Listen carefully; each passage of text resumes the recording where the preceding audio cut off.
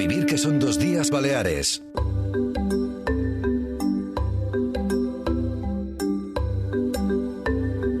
Animalmente con Tomás Camps. Vamos con más temas en A Vivir Baleares. Ya está aquí al teléfono Tomás Camps para charlar una vez más sobre animales. Hola Tomás, ¿cómo estás? Hola, buen día Sergio. Aquí oliendo a las vacaciones ya. Queda muy poco, Tomás, al menos con nosotros, ¿eh? Sí. No, tengo muchas ganas este año. Normal. Fíjate, siempre te han relacionado esas vacaciones con los animales. Cada vez que lo mencionas no puedo evitar pensarlo. Siempre que tenemos, y lo hemos comentado más de una vez, una de cal y una de arena, no sé esta cómo va a ser, desde luego. Mucho que aprender del tema que hoy vamos a comentar. Esos determinados cánones de belleza que se van buscando y los problemas que pueden suponer, tanto físicos como conductuales. Y esto es lo que vamos a comentar hoy. Así es decir, mira, esto te voy a explicar por qué era. El otro día estaba en el coche, en un paso de peatones, y había una señora que paseaba a su pastor alemán muy viejecito, y estuve ahí un buen rato porque le costaba un montón pasear. No había forma de que terminara la pobre de pasar con el perro, el pastor alemán, porque iba muy lento. Y entonces pensé, joder, yo creo que esto la gente debería saber, ¿no? La asociación que hay muchas veces a lo que sucede cuando buscamos un determinado patrón en una raza, con las consecuencias que puede tener a largo plazo, ¿no? Porque hay un montón de ejemplos, Sergio, de cosas que buscamos porque nos gustan físicamente, pero que esto, y que se sabe que en general se buscan físicamente, pero que a la larga pueden suponer un problema muy grave de salud, tanto física como mental, lo veremos después, para el perro, con ese patrón físico que nos llama la atención en concreto. Para seguir con el ejemplo del pastor alemán, ¿por qué pongo el pastor alemán? Fíjate que el pastor alemán durante mucho tiempo se ha seleccionado para que la parte posterior, el tercio posterior, lo que llamamos la zona de la grupa, caiga mucho. Es decir, si los oyentes buscan pastor alemán en cualquier buscador de internet, verá que de belleza, verá que muchas de estas líneas, así como trazamos una línea, digamos, desde el cuello, la columna vertebral, hacia las extremidades posteriores, verán que cae mucho la grupa, se hace como un descenso muy marcado, mucho más marcado que en otros perros. Esto es algo que se ha buscado durante mucho tiempo como canon de belleza en este animal. ¿A qué se asocia esto? Se asocia a una malformación en la zona lumbar del animal y coccígea, la zona de la cola, que hace que tengan un problema muy concreto que se llama un problema de cauda-equina, que es una característica, repito, de este patrón estético que comprime pues una serie de nervios que van pues de la médula espinal, que envían estos nervios hacia las extremidades posteriores, y son animales que tienen muchos problemas de movilidad cuando estos nervios se ven presionados como consecuencia de esta alteración, ¿no? Entonces esto, aparte de que duele mucho, produce muchos problemas de movilidad, e incluso puede dejar al animal con una parálisis de las extremidades posteriores, además de otras cosas, ¿no? Me pillabas, fíjate, buscando, como decías, sí. y no me cuesta trabajo ver a 2-3 que tengan la espalda alineada. Siempre veo la caída, prácticamente siempre la veo. Sí, porque es algo que se busca como canon de belleza dentro del pastor alemán. Y repito, esto produce, digamos que ellos están predispuestos a dos grandes problemas, muchos otros.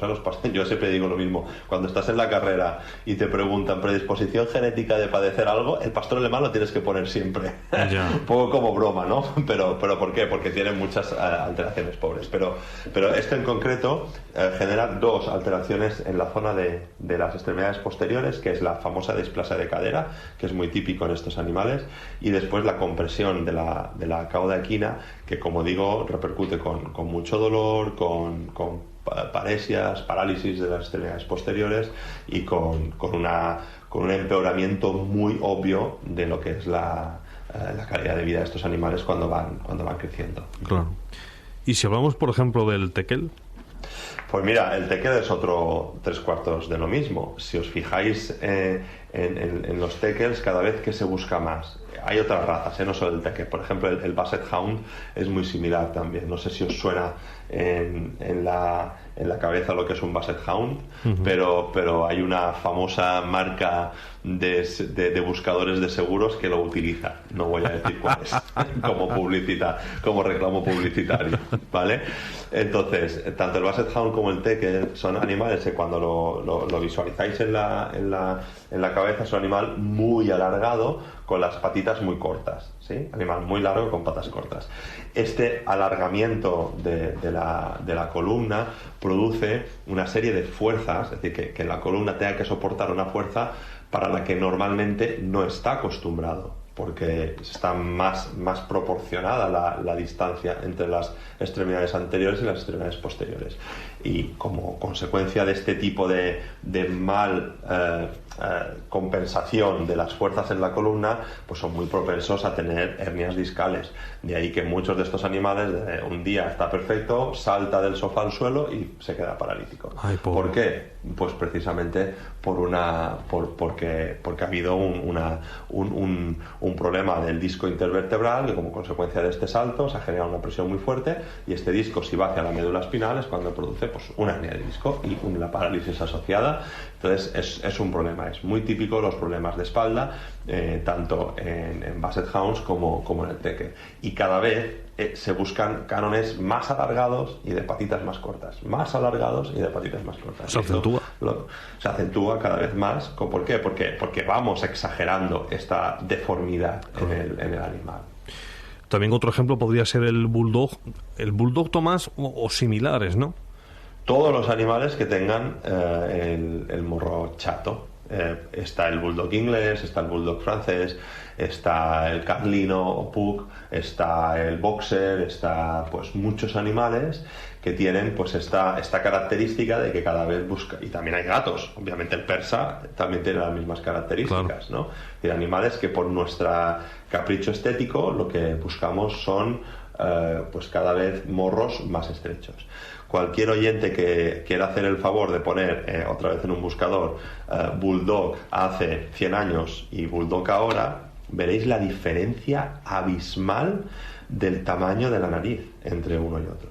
¿Qué pasa? Que estas características, esta nariz, hace que no solo se modifica lo que es la longitud del morro, se modifican muchas otras cosas en la anatomía de la cabeza del perro, y se asocian a problemas muy graves a lo largo de toda la vida del animal.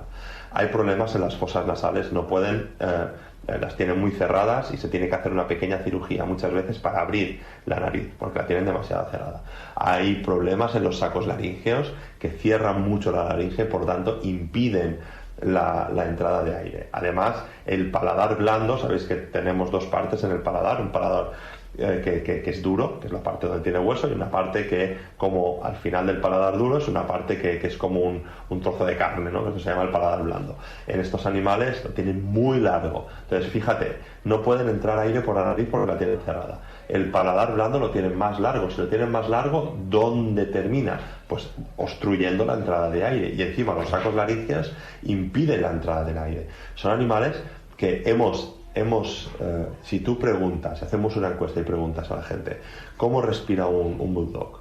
Todo el mundo te dirá ¿será esto? Porque es lo que hacen. Pero esto es una anomalía, porque lo que significa es que para respirar cada vez necesita hacer un esfuerzo. Si encima, porque el otro día hablábamos de las temperaturas, de que estos animales no pueden salir, porque si encima necesitan respirar más rápido para intercambiar más aire, para refrigerarse, es que esta fricción acaba produciendo una inflamación de esta zona, y es cuando tenemos que ir corriendo, porque muchas veces terminan con una traqueostomía, porque no pueden entrar el aire, pues tienes que abrir otra vía, no pueden hacerlo por ahí. Entonces, estamos hablando además, Sergio, de estos animales que tienen una desproporción brutal entre el tamaño de la cabeza y el tamaño de la cadera de la madre. Entonces, la inmensa mayoría de estos animales, primero, nacen de una inseminación artificial. La inmensísima mayoría. La inmensa mayoría no son capaces ni de montarse unos a los otros, por la anatomía. Segundo, de nuevo la inmensa mayoría nacen por cesárea, no pueden parir, porque existe una desproporción entre el tamaño de la cabeza y el tamaño de la cadera de la madre. Entonces, el cachorro no sale, son partos distócicos siempre. Entonces, necesitamos hacer cesárea. Entonces, piensa lo que te he dicho. Estamos haciendo cría artificial porque no pueden montarse por sí solos. Algunos sí, pero la mayoría no pueden. La inmensa mayoría de estos partos son distócicos. La inmensísima mayoría de estos partos, repito, van bajo cesárea prescrita antes de que nazcan los cachorros, para ya no tener problemas en el parto. Y encima, cuando nacen, les vamos a dar una vida de perros, nunca mejor dicho, durante toda su vida. Entonces, a ver, no sé, si lo miras fríamente, creo que no tiene ningún sentido. Sí, yo puedo entender que guste, ¿no?, esta estética, pero vamos a buscar un equilibrio entre que el animal pueda vivir normalmente, ¿no?, y el hecho de que nos guste el animal. No sé cómo decirlo, pero llegar a estos extremos no tiene mucho sentido. Y muchos países han prohibido la cría y de hecho la ley nueva nuestra, hay un párrafo donde lo pone, que no está permitido la cría donde se ponga en riesgo la cría, donde se busquen unos patrones de belleza determinados donde el bienestar del animal esté afectado. Entonces, todos estos que estamos comentando hoy podrían entrar en este artículo de la ley. ¿Qué significa capa merlé? Esto es otra cosa que se ha puesto de moda a un nivel máximo ahora, ¿sí? Que es un tipo de capa que seguro que lo conoceréis, porque además ahora, ya digo que hay muchísimos. Hay muchos border collie que son así ahora, y están muy buscados y son muy caros. Muchos bullies, American bullies, que son perros carísimos. Estamos hablando de perros de más de 3.000 euros en muchos casos, donde se busca este tipo de capa. Y es un pelaje que está formado como por diferentes parches irregulares, donde hay pues un color sólido y un color diluido, ¿no? Es como no es blanco y negro como si fuese un dálmata, sino es como marrón oscuro, rubio, medio blanco, ¿sabes? Es como un patrón muy así mezclado. ¿Qué pasa? Que esta capa, de nuevo, se asocia a unas determinadas características. Esto se produce por una mutación genética en un gen que codifica por una determinada pigmentación, y sabemos que se asocian a determinadas alteraciones físicas. Por ejemplo, muchos de estos animales son sordos, y muchos de estos animales son ciegos, y muchos de estos animales son sordos y ciegos. Son sordos y ciegos, las dos cosas. ¿Son muy bonitos? Sí, ¿vale? Pero sabemos que puede tener esto. Entonces, o deberíamos buscar un tipo de cría en el que se pudiera asegurar esta capa sin necesidad o sin la posibilidad de que salieran animales sordos o ciegos, o estamos condenados a estos animales pues a vivir en una vida lamentable. Fíjate, esto es interesante lo que acabas de decir, porque hay algunos estudios que realmente no corroboran esta idea que tú acabas de decir. Es decir, por ejemplo, se hizo estudios en los que se miraba si realmente, porque siempre se decía, estos animales tienen más miedo, estos animales son más agresivos. Esto es verdad para los que son ciegos y sordos, eso es verdad, pues es muy difícil el manejo de los animales que son ciegos y sordos. Para los que solo son ciegos o solo son sordos, el manejo puede ser más relativo, ¿vale? Y lo que hemos visto es que parece ser que no es verdad que sean más agresivos. Lo que es verdad es que la gente tiende a evitar adquirir estos animales. Es decir, les gusta la capa, pero claro, como son ciegos y sordos y tienen un trabajo extra detrás, pues muchas veces les cuesta más. Entonces ahí sí que te doy la razón, porque son animales que tendrán más probabilidad de ser abandonados o simplemente de no ser adoptados, y por lo tanto pues de ser sacrificados al nacer, por ejemplo. Sí es así. Pero ¿qué pasa? Que al nacer no se puede determinar, porque al nacer todos los perros son ciegos y sordos. Entonces, nacen, viven durante un tiempo, y después ¿qué hacemos cuando nos damos cuenta a las 3 o 4 semanas que son ciegos y sordos? Pues es un problema, ¿vale? Entonces, simplemente quiero que la gente lo sepa, que esta capa en concreto está asociada a alteraciones. Ojo, no es la única, ¿eh? Los animales que son albinos o los animales que son de capa completamente blanca también a veces está asociado, pero en menor proporción que los que son de capa merle, ¿sí? Entonces es muy común este tipo de alteraciones, y yo creo que pues no valdría la pena. Esta es mi opinión, pero cada uno obviamente pues puede hacer lo que crea mejor. Porque, Tomás, realmente todo lo que hemos comentado hasta ahora son perjuicios a nivel físico. Todo que proviene de esa búsqueda de un canon de belleza más asentado, pero también me comentaste que tiene su trascendencia en lo conductual, en lo psicológico, y me pusiste un cocker como ejemplo. Sí, y te explicaré por qué. Mira, normalmente esto es, no voy a intentar hacer ningún tipo de clase de genética, porque además no soy la persona más idónea para hacerlo y no es el objetivo de esta sección. Pero para que la gente se haga una idea, cuando los padres, los progenitores, transmiten unos determinados genes a su descendencia, no transmiten individualmente el gen, ¿vale? Transmiten como diferentes paquetes de genes, para que la gente me entienda. Es un poco burdo lo que he dicho, pero es para que la gente me entienda. Es decir, cuando tú estás intentando seleccionar un gen en concreto, en base, por ejemplo, al color, de forma invariable estás seleccionando ese gen en concreto que transmite un color determinado y los genes que están al lado, ¿vale? Entonces, lo que se ha visto muchas veces es que y se ha visto en ratas, se ha visto en gatos, se ha visto en perros, y concretamente en el cocker está muy estudiado, que cuando tú seleccionas una determinada capa, especialmente el de color rubio, el cocker que es marroncito, esto tiene unas características. ¿Qué características tiene? Pues una fisiológica muy clara que determina otra conductual, que es el hecho de que tienen una actividad de serotonina a nivel del sistema nervioso central más bajo. Y la serotonina, todo el mundo la conoce como la hormona de la felicidad. Entonces, lo que sabemos es que los animales que tienen un nivel de serotonina en el cerebro, la actividad más baja, normalmente se asocia a un comportamiento más agresivo. De ahí que estos animales están sobre representados. Los cockers, especialmente de color dorado, sabemos que muerden más que los cockers que no son de este color, que tienen, por ejemplo, el color negro o el tricolor. Entonces, ¿qué estoy diciendo con esto? Lo que estoy diciendo es que la selección del cocker, porque nos gusta mucho el color dorado del cocker,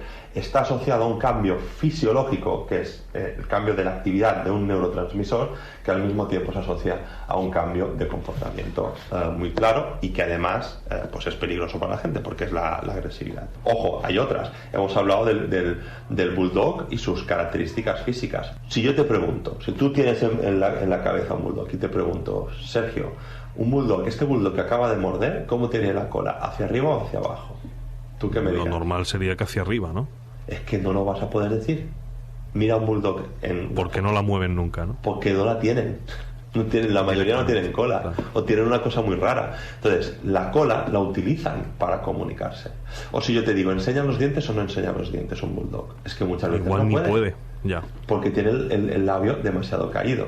Entonces, existen muchas características físicas que le impiden el poder expresar una determinada emoción. Y esto haga que, como sabemos, los bulldogs estén más involucrados en peleas que otros perros también. ¿Por qué? Precisamente porque no pueden evitar muchas veces las peleas, porque son incapaces físicamente. Entonces, yo entiendo que gusten, que tal, y de verdad que lo respeto un montón, pero simplemente que pensemos que a lo mejor no tenemos que ir a los extremos en este sentido. Por supuesto, y yo creo que esa es la conclusión que tenemos que sacar hoy, después de todo lo que hemos escuchado. Sí, bueno, esperemos que sirva para al menos a la hora. Pero yo no digo, ahora, pues si tiene un bulldog, alguien que tenga un bulldog que se sienta pues juzgado, ni muchísimo menos, no es eso. Simplemente es que sepamos que cuando vayamos a adquirir estos animales, pues bueno, pues intentemos buscar rasgos que no sean tan extremos y que vayamos cada vez a algo que sea funcional para el animal. Este sería un poquito el mensaje. Que sabiendo esto, que tengan en cuenta toda esa serie de recomendaciones y de detalles y que le den la mejor vida posible. Claro, que sepan que, yo voy a decir así de claro, que sepan que si van a coger o adoptar un bulldog o un perro de estas características, pues va a tener que hacer muchas visitas en el veterinario. Yo simplemente claro, que lo tengan muy en cuenta, tanto por tiempo como económicamente. Eso es. Tomás Camps, nuestro veterinario etólogo, gracias como siempre por estos consejos y por estos temas que traes aquí, Animalmente. Gracias a vosotros, Sergio, un abrazo. Otro para ti, Tomás.